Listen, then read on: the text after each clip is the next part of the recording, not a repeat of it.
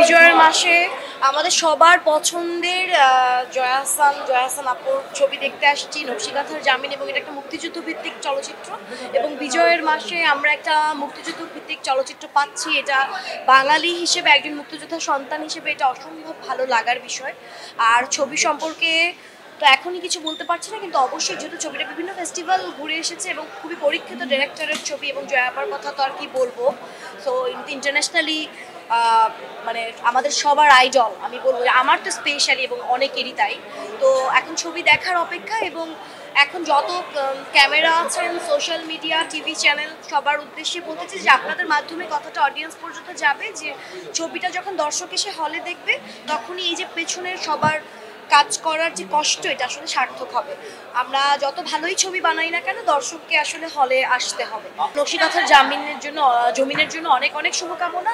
এখন দেখা যাক, আপনাদের মাধ্যমে আমরা চাই দর্শকদের কাছে এটার খবর আরো বেশি পৌঁছাক, এবং আপনারাও আপনাদের সমস্ত রিপোর্টে দর্শকদের উদ্বুদ্ধ করবেন যে তারা যেন এসে ছবি দেখে, কারণ তারা যত বেশি ছবি দেখতে আসবে আমরা তত বেশি কাজ করতে পারবো আর কি। সবার ছবি দেখা হয়। প্রিয় মালতী এখন চলছে হলে, তো এটা তো আমাদের জন্য ভীষণ ভালো লাগার বিষয়। আমি প্রিয়তমা এবং রাজকুমার দেখেছি, কিন্তু এখনো আমার বরবাদ দেখা হয়নি নানান কারণে।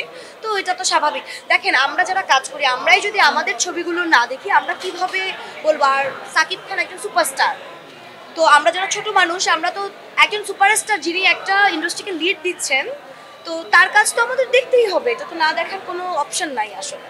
গানগুলো আমার কাছে ওভারঅল ছবি ভালো লেগেছে, কারণ এই ছবির তো প্যাটার্ন অনেকখানি চেঞ্জ। আমরা সাকিব ভাইয়ের ছবি যেরকম দেখে আসছিলাম, প্রিয়তমা, তার আগে যদি আমি বলি সত্তা, তারপর থেকে কিন্তু এইগুলোর ভিজুয়ালি অনেকখানি চেঞ্জ। গানগুলো অনেক ভালো, অনেক দর্শক যাচ্ছে। কমার্শিয়াল ছবিতে এরকমই হওয়া দরকার। আমি পজিটিভলি দেখছি, কারণ কে বের হয়ে আসবে, আর্টিস্টরা তো তাদের নিজেদের জায়গা থেকে বের হয়ে আসতে পারবে না আসলে। আর্টিস্টদেরকে কাজে নিলেই পরীক্ষা দিলেই না, এটা তো একটা পরীক্ষার মতন বিষয়, যে পরীক্ষা দিবে তারপরে পাশ করবে।